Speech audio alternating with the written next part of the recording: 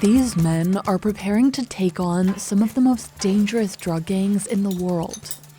They are part of Colombia's Special Forces, a military unit that selects the country's best fighters for top-secret missions. Like saving hostages kidnapped by cartels and rebel groups. Hay un dicho acá que el entrenamiento tiene que ser tan fuerte que la guerra sea un descanso.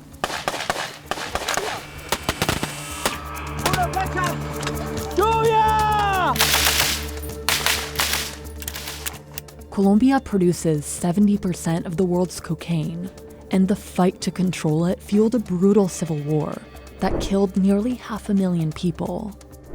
The men we interviewed for this story agreed to speak with us on camera, but asked us not to use their real names. ¡Muralla, muralla! We traveled to the Colombian jungle to see how world-class soldiers train to take on some of the most sophisticated criminal groups in the world.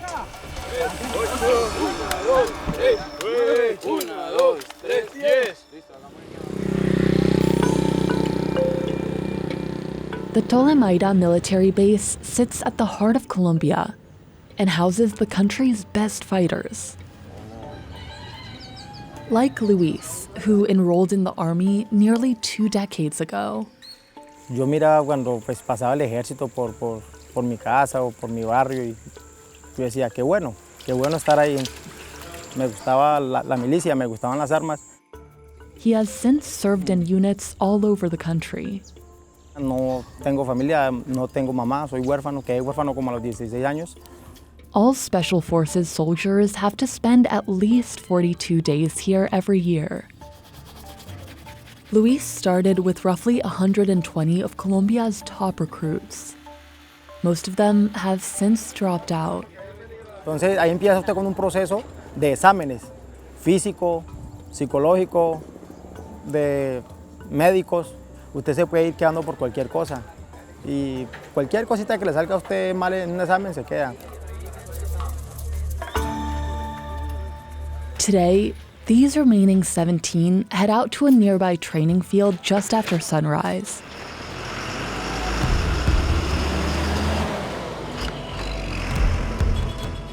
They'll practice one of the hardest moves, ambushing enemies from the air.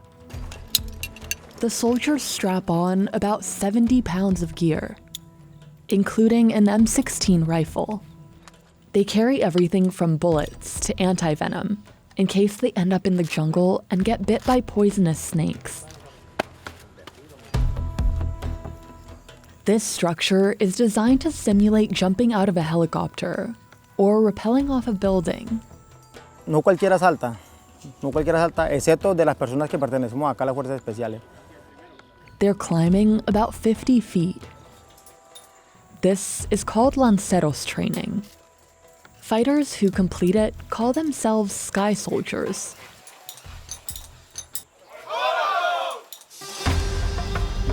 This technique is the Colombian army's main method of infiltration. Several fighters can use one of these thick ropes at the same time, which helps them land in tight spaces in the jungle within seconds to carry out high-stakes missions, like rescuing hostages. 71 people were kidnapped in the first 3 months of 2023, according to the Colombian Defense Ministry. That's more than double the abductions over the same period in 2022. Reports suggest that's because revenue from coca crops here is dropping. Production is outpacing demand. So drug traffickers are looking for an alternative source of income, demanding ransom in exchange for hostages. Somos personas que estamos pues prácticamente 100% conectados en lo que tenemos que hacer. If they land on a building in a city, they have to descend using another technique. But walking in this position is so hard on their joints that Luis says he almost gave up the first few times he tried. Me sentí como derrotado y dije, no, yo creo que ya no puedo más. Hacia el otro lado, frene ahí, frene. Hacia el otro lado. Once they hit the ground, they have to get in formation right away so they don't leave themselves vulnerable. But as much as they plan, it's hard to know for sure what they're going into. The Tolemaida training base is surrounded by areas where the government has tracked a lot of rebel and cartel activity. Colombia has at least 23 drug gangs and 4 big rebel groups. Locals refer to cartels as the Invisibles. They say fighting them is like fighting ghosts, because their operations are discreet and widespread. The largest cartel, Clan del Golfo, controls the most important drug trafficking routes into the US. Its members wear the letters AGC, which stands for the Gaitanista Self-Defense Forces of Colombia. They have their own bylaws and act as police in some rural areas where they control entire towns. Today, official membership in gangs, rebel groups, and cartels is higher than ever. Informants work around the clock tipping them off. And they are notorious for killing anyone who opposes them.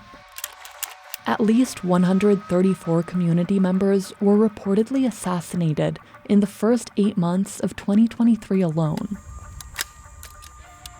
So, soldiers say keeping their missions top secret is key to staying alive.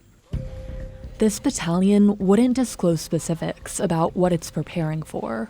No se puede hablar así como mucho de eso porque pues ya es como algo más delicado, entonces.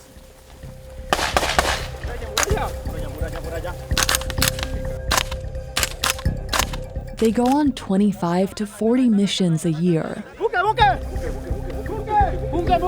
Some can last 3 weeks. La pirca, la pirca. Una flecha.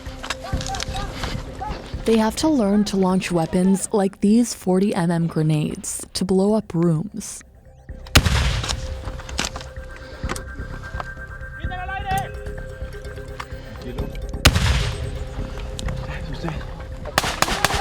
Muralla, muralla! The red and blue dots indicate danger and safety zones, which help the soldiers determine how they'll navigate the course. ¡Una flecha! Este ejercicio, como ya le he hecho, es una pista de estrés. ¡Limón! ¡Una flecha! Que estamos entrenándonos a bala viva. Y por más experimentado que sea, por más entrenamiento que sea, hay un dicho acá en Colombia, no sé, que hasta los médicos se mueren.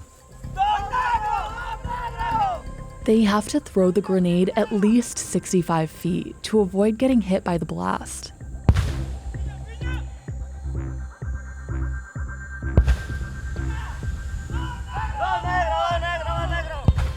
But they're also running with these explosives, and the injuries can be permanent. Colombia has been waging a war on drugs since the 1970s, when small-scale cocaine producers began smuggling suitcases lined with the white powder into the US. By the mid-1980s, about 70 tons of cocaine were making their way into the US every year. And as demand for it boomed there, it became clear that this would be a lucrative industry here in Colombia too. One that now employs at least 400,000 people across the country and rakes in roughly $18 billion annually. Over the years, narco empires grew so rich and so big, they could afford to build their own submarines and even hire their own pilots. Colombian police were also tasked with taking them down. Oscar Naranjo, the former vice president of Colombia, remembers those days. Se han presentado como una especie de salvadores y redentores de los más pobres, cosa que es mentira. As a police officer, he played a big part in taking down the notorious Medellin cartel in 1993, run by Pablo Escobar. and the Cali cartel, which ruled the cocaine trade in the 1990s. Llegó una corona mortuoria que decía, descanse en paz, Capital Naranjo, cartel de Medellín. Una amenaza directa de Pablo Escobar. But even after Escobar's arrest, and the fall of Colombia's biggest cartels, drug trafficking continued. It was mostly led by the FARC, a communist rebel group that at one point controlled over half of the country's coca crops. Mainly people from rural areas had joined the group in the 1960s to fight against the growing wealth gap between Colombia's rich and poor. That dispute turned into a civil war that lasted more than 50 years. Finally, in 2016, the group struck a peace deal with the state and disbanded. Control over coca production splintered. Smaller groups took over, making it harder to hold any one party accountable. And even though the government has since demolished neighborhoods like El Bronx in Bogota, where drug gangs thrived, Naranjo says the problem runs deep. El narcotráfico es en esencia un delito transnacional y por lo tanto involucra a una multitud de países. Pero ese es un esfuerzo que tiene que ser un esfuerzo nacional, también regional y global. But even government officials like him have been accused of taking bribes from drug smugglers. Naranjo has repeatedly denied the allegations against him.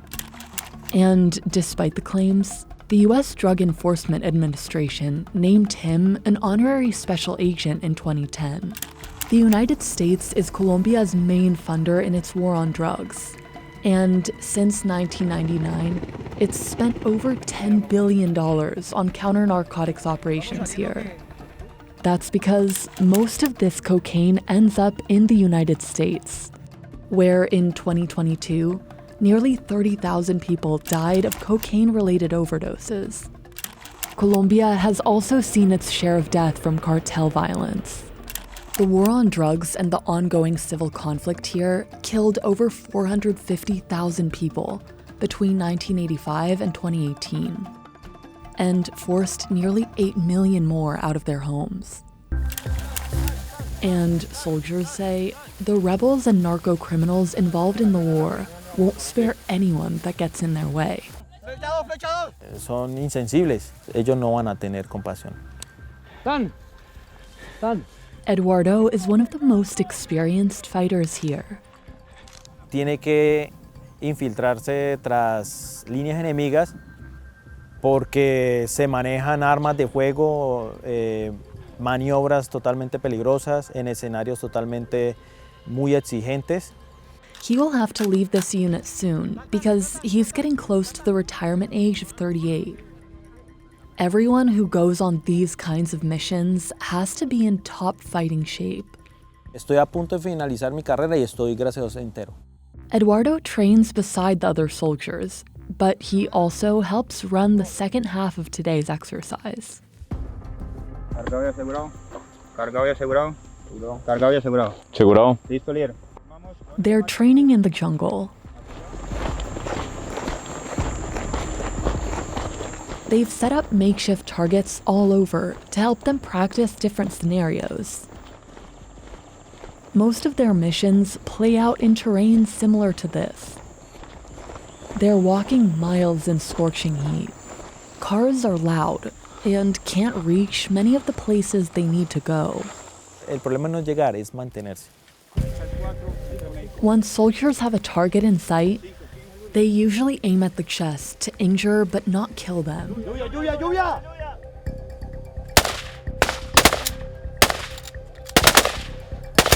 That way, they can target even more offenders who come to their help.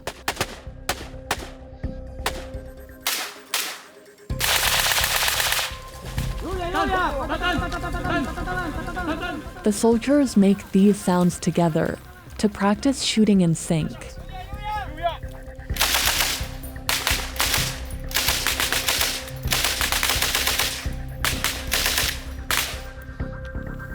But the key is to move in silence to go undetected. So they have to anticipate each other's moves. they file like this, because one of them always has to have the other's backs. They're striking moving targets, so they have to be ready to get in formation right away.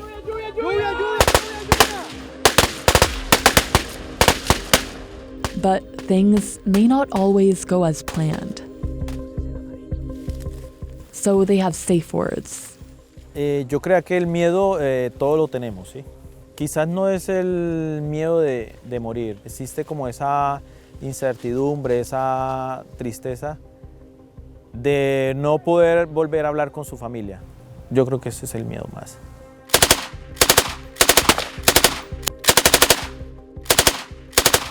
And if one of them is gunned down, they'll never leave them behind.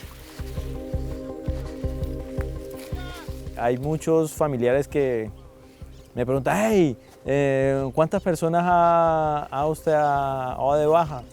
Yo digo, pero ¿por qué siempre pregunta eso? ¿Por qué no me pregunta a cuántas personas he ayudado? Hay muchos grupos al margen de la ley. Son más, en estos momentos el conflicto es más tedioso. Since the 1980s, cocaine producers have set up operations in remote places across Colombia to avoid getting caught. At secret hideouts like these, they turn coca leaves into paste and into powder. The government has tried to systematically wipe out cocaine production by ripping out the crops. Special police units also track down and destroy illegal refineries that produce gasoline, an important ingredient in cocaine.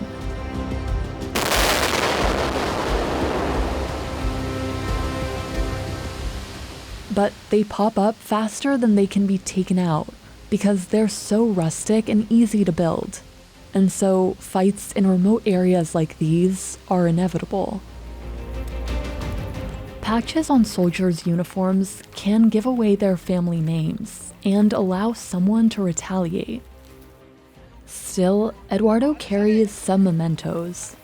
También yo llevo la foto de mi esposa y de mi mamá, y son cosas que lo motivan en ciertos momentos difíciles. Even though these soldiers say they're trying to help their country, they aren't always considered the good guys here. More than 200,000 families across Colombia depend on coca farming to keep their own families alive. Like Francisco, who has been growing it for more than 23 years. Un racimo de plátano te dan 10,000 pesos. En cambio, si sembramos coca, nomás llevamos peso de 2 kilos y tenemos 5 millones de pesos. He lives in Nariño, a remote part of the country where there are hardly any other well-paying jobs.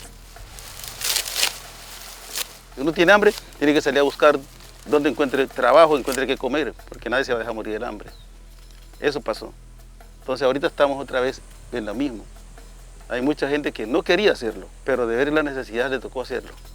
The government introduced a crop substitution program in 2016, and a UN report found that about 100,000 families signed up, but that most of them didn't receive the full promised payments. Cuando se dio el proyecto de sustitución, créalo que arrancó bastante coca. Ellos mismos, voluntario. Se hizo y no, aquí no quedó muy poquita. Pero con el abandono que el gobierno se desperdió y nunca cumplió, entonces la gente a raíz de eso volvió otra vez a sembrar. Porque nadie se va a dejar morir del hambre. The agency in charge of the program told Business Insider that it's working with the families to find a compromise, but it didn't share specifics. Unlike other crops like coffee and plantains, coca can be harvested up to 6 times a year. The plant now covers 5 times as much land as it did in the days of Pablo Escobar. The country's leftist president, Gustavo Petro, wants to legalize cocaine, but the U.S. does not support that move.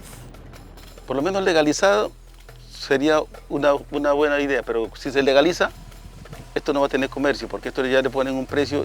Si se legaliza, esto queda por el suelo.